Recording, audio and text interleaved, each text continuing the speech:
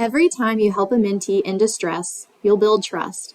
And when there's trust, you can work with your mentee to make the coaching mantra real for them.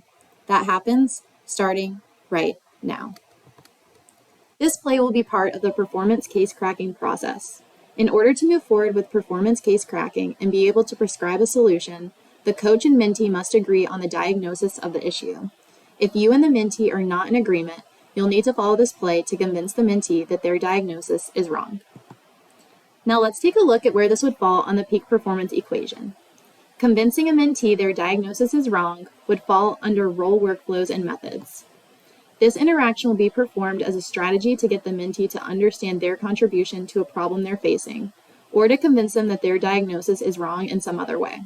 You'll be following a specific method to achieve this goal. Here are the steps for performance case cracking. As you can see, the process will come to a halt on step 3 if you and your mentee are unable to agree on the root cause of the issue while trying to co-diagnose. You'll not be able to move forward with the coaching moment without agreeing on the diagnosis. In the next slide, you'll see why this happens and how it manifests so you can understand how to best identify and address these situations. If you'd like more guidance on cracking the case, there's another training app for that. Usually when you and your mentee will disagree on the root cause of an issue, it will most likely be because of belief in self, belief in the company, raw material, or an aptitude or mindset problem. While you, as their coach, can sometimes clearly see where these issues are stemming from, they can feel very personal to your mentee and can be something that's hard to admit or acknowledge about themselves. They may be more likely to diagnose it as something that feels less personal, like belief in leadership, or less in their control, like personal life capacity.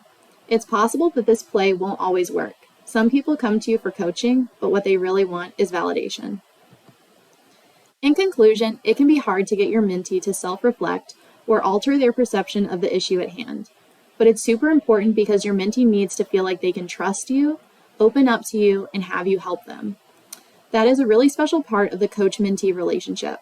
So if someone brings up a challenge that's preventing them from loving their job, being great at it, or seeing an exciting future, don't hesitate to jump right in and try to crack the case.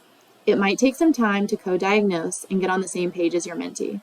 Be patient and try to find the right balance of holding your mentee accountable while also making sure they feel supported.